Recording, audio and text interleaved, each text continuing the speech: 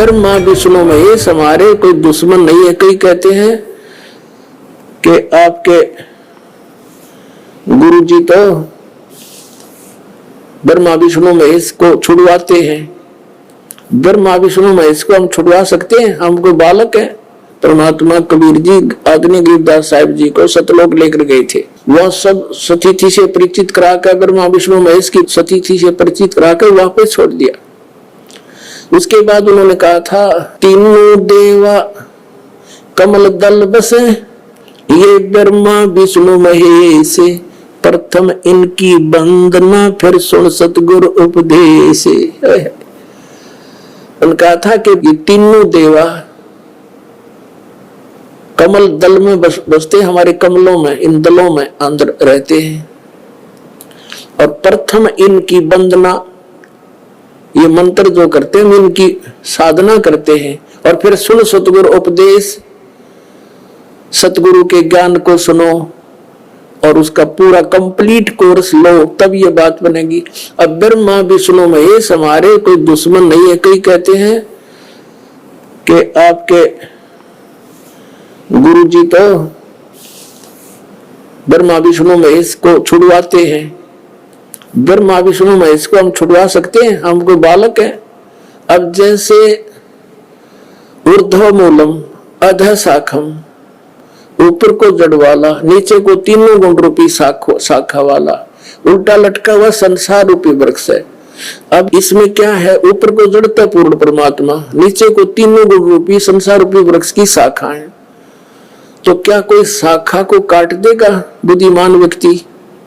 पेड़ की शाखा को कोई काटने की कहेगा कि इसको तो फेंक दो काट के, उस फिर लटका के करेंगे बाकी का? परमात्मा कहा करते कि जैसे कोई हमने भक्ति रूपी पौधा बीजना है और हम नर्सरी से कोई पौधा लाए, कैसे बीजेंगे? उसको गड्ढा खोदेंगे और उस गड्ढे में उसको जड़ों की तरफ से दबाकर मिट्टी में, फिर उस जड़ों की मूल की सिंचाई करेंगे। तो मूल की यानी जड़ की पूजा करेंगे हम, तो वो पौधा पेड़ बनेगा, उसकी टहनियां बड़ी बड़ी हो जाएंगी, तीनों गुण रूपी शाखा। तो उन शाखाओं का फल लगेगा, और फल के लिए हम सारा प्रोसेस अपना कर रहे हैं, फल प्राप्ति के लिए हम कर रहे हैं। तो वो हमने तोड़ने नहीं होते, हमने ऐसे करना है, अपनी way of worship according to the spiritual करना है, शास्त्रों के अनुसार करना। देखना, ये समझ लो हम एक पौधा लाए, तो ये है बुद्धिमता। जड़ों को गमले में यानी मिट्टी में डाला, दबा दिया और पूजा शुरू कर दी, सिंचाई। ये जड़ कबीर परमात्मा है इस संसार रूपी वृक्ष की। अब ये हमने जड़ों को पूजना है, इन ब्रह्मा विष्णु महेश की पूजा नहीं। हम क्या कर रहे हैं? ऐसे कर रहे हैं। ये बता, बालका वाला काम कर रखा हमने, हंसी नहीं आवे। हम ऐसी पूजा कर रहे हैं, उल्टा काम कर दिया हमने। ब्रह्मा विष्णु महेश को हम इष्ट रूप में पूज रहे हैं, गमले में ला दिए ब्रह्मा विष्णु महेश और ये पूजा कर रहे हैं। तो कोई क्या कहेगा? समझदार व्यक्ति ने घर सीधा कर ले इसने, और वो लड़े, हट जा दूर, खबरदार तूने क्या कर दिया। अब देखो, जड़ छोड़ दी हमने, अब जड़ ऊपर रहेगी तो पौधा, भक्ति रूपी पौधा सूख गया। ये यूजलेस है, शास्त्र विरुद्ध साधना है, ये उल्टा लट बीजा हुआ भक्ति रूपी पौधा। और हमने ऐसे करने को कहा, तो इसमें इसकी पूजा करेंगे भगवान कबीर साहब की, फिर हमारे शास्त्र अनुकूल कर्म बनेंगे। शास्त्र अनुकूल संस्कार होने से ये फल ब्रह्मा विष्णु महेश नहीं देना हमारे को, क्योंकि यहाँ के ये प्रधान है, इनका फल लगेंगे। अब जैसे आप किसी फैक्ट्री मालिक की नौकरी कर रहे हो, तो नौकरी उसकी कर रहे हो, आपकी हाजिरी लगकर तनख्वाह बनकर कैशियर के पास आती है, अकाउंटेंट के पास आती है। अब तनख्वाह तो देंगे अकाउंटेंट और वो कैशियर, लेकिन वो देंगे आपका वर्क डन, और वो भी उस मालिक की मजदूरी करोगे। तो यदि उस आप लागे अकाउंटेंट और कैशियर की जूते साफ कर, उसकी प्लेट धोना, वह नौकरी दी छोड़ आपने, वो खाक देंगे आपको। मैं कहीं भाज्य चोर चाह बिना पियाऊं टाइम पे। तो इसी प्रकार हमने पूजा तो करनी है, मजदूरी तो करनी, इष्ट रूप में तो पूजना परमपिता को, कबीर साहब को, और फिर उससे बनेंगे हमारे शास्त्र अनुकूल जितने भी शुभ संस्कार फिर देंगे। यही यहाँ पर जब तक आप यहाँ रहोगे तो यहाँ के ये प्रधान है, इन्होंने हमारा वर्क डन देना है। जैसा कर्म करेगा फल देगा भगवान, इनका ये आखिरी विधान था। तो ये भगवान तो वर्क डन ही दे सकते, इसमें ऐड नहीं कर सकते। और फैक्ट्री मालिक बनवाने के रखे दे दे तोहफे में, यानी परमात्मा हमारे मालिक हैं, मालिक तो कुछ भी दे सकता है। अब और थोड़ा सा दिखाते हैं क्योंकि कंसेप्ट इससे जुड़ा हुआ है। इसी गीता जी अध्याय नंबर 3 के, ये श्रीमद् भगवद गीता अध्याय नंबर 3 के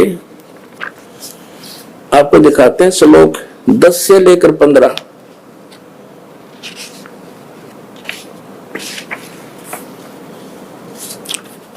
ये देखिएगा, श्रीमद् भगवद गीता अध्याय नंबर 3 के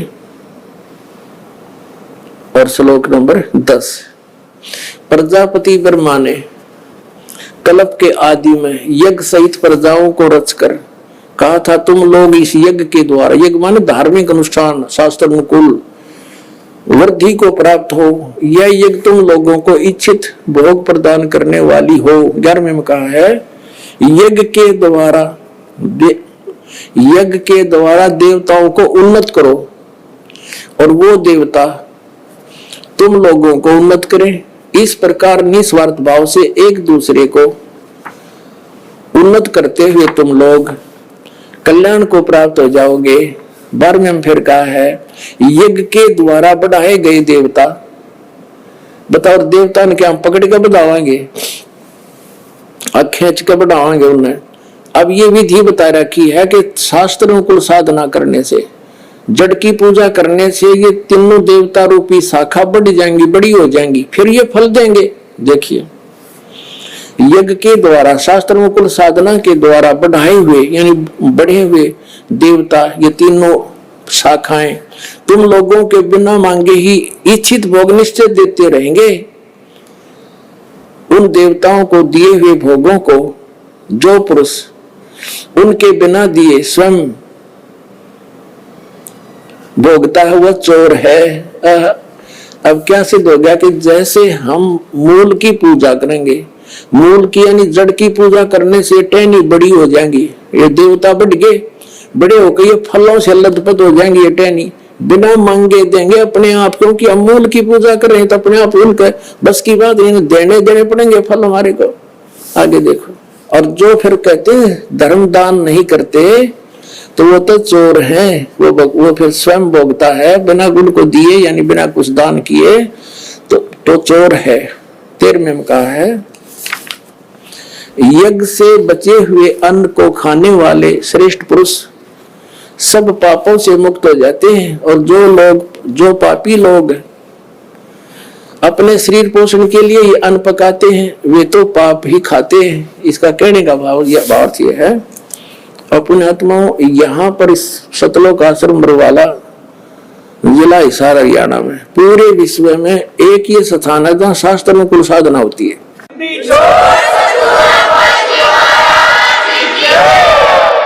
यज्ञ से बचे हुए अन्न को खाने वाले संत है यानी साधु संत भक्त आत्माएं, अच्छी आत्माएं सब पापों से मुक्त हो जाते हैं।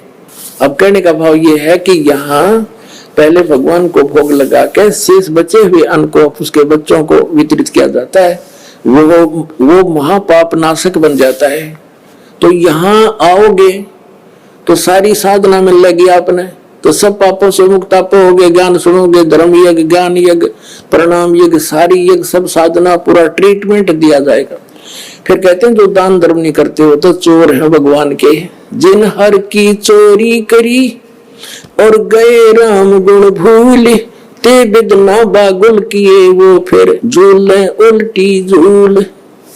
कहते हैं जो जिन हर की चोरी करी, भगवान ने जो आपको दान दिया है धन आपके संस्कार में, उसको आगे दान जो नहीं करता वो तो चोर बताया भगवान का। तो फिर क्या बताते हैं देखिएगा, आगे इसमें निष्कर्ष निकल रहा है। 3रे अध्याय का हमने ये 13वां श्लोक पढ़ लिया। यज्ञ से बचे हुए अन्न को खाने वाले श्रेष्ठ संत संत माने आप अच्छी आत्माएं, पाप से मुक्त, सब पापों से मुक्त हो जाते हैं। और जो पापी लोग अपना केवल कमाया और खाया वहीं तक सीमित हैं, वो तो पाप को खाते हैं। अब 14 और 15 में एक निर्णायक ज्ञान दे दिया। पहले इनका अनुवाद पढ़ाएंगे इंजीनियरों का, फिर समझ में आएगा। संपूर्ण प्राणी अन्न से उत्पन्न होते हैं। अन्न की उत्पत्ति वृष्टि से होती है, वृष्टि यज्ञ से होती है, और यज्ञ से, यज्ञ शास्त्र, इसका अर्थ शास्त्र अनुकूल कर्मों से जो होता है वो विहित कर्मों से उत्पन्न होने वाले हैं, यज्ञ यानी धार्मिक अनुष्ठान।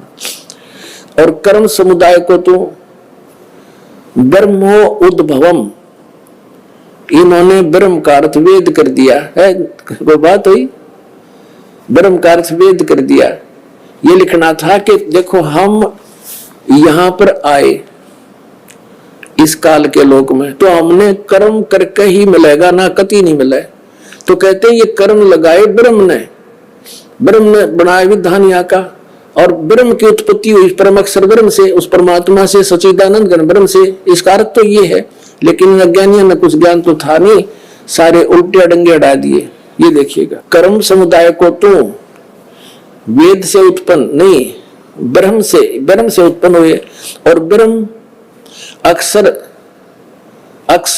अक्षरम उद्भवम अविनाशी परमात्मा से, यहां ब्रह्म लिखना था, ब्रह्म ये काल अविनाशी परमात्मा से उत्पन्न हुआ जान। इससे सिद्ध होता है कि सर्वगतम ब्रह्म, सर्वगतम माने सर्वव्यापी परमात्मा, सबका मालिक, सदा ही यज्ञों में प्रतिष्ठित है। उसको वो इष्ट रूप में पूज्य है, वही प्रतिष्ठित है सभी यज्ञों में, उसको इष्ट मानकर पूजा करनी चाहिए। इसका निष्कर्ष ये निकल गया। अब हम उस परमात्मा को इष्ट मानकर पूजा करेंगे तो हमारी शास्त्र अनुकूल साधना होगी। और इसमें कहा है कि शास्त्र अनुकूल साधना करने से हमारे शुभ संस्कार बनेंगे, ये भक्ति रूपी पौधा बड़ा होगा, ब्रह्मा विष्णु महेश के पास हमारे संस्कार जाएंगे, और ये बिना मांगे आपको देंगे, आपको बिना मांगे देंगे। जैसे फल लदपत हो गए टहनिया के, आप भी खाओ और रिश्तेदार भी ले जाओ और पड़ोसी भी तोड़ ले जाओ तो भी समाप्त ना हो। तो इतना इस प्रकार हमारा ये पूरा भक्ति क्रम पूरा होता है। तो हम आपको सबसे पहले परमात्मा ने कहा है कि तीनों देवा इन कमल दलों में बसे, ये ब्रह्मा विष्णु महेश, और प्रथम इनकी वंदना और फिर सतगुरु उपदेश।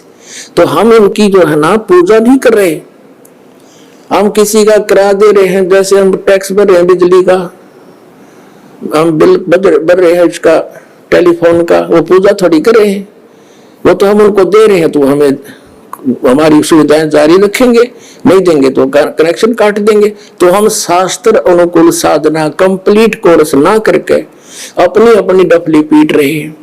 जिस कारण से हम परमात्मा से मिलने वाली साधना से वंचित होकर के हम नास्तिक होते जा रहे थे। अब परमात्मा ने दया करी आपके ऊपर और इस दास के ऊपर। इस दास को बनाया वो तत्वदर्शी संत, और जो ज्ञान परमात्मा 600 वर्ष पहले छुपा के थे खजाना, इस दास को चाबी दे दी। अब दास ने खोल दिया उसके बच्चों के सामने, अब खाओ और खर्चो, चलो सचलो।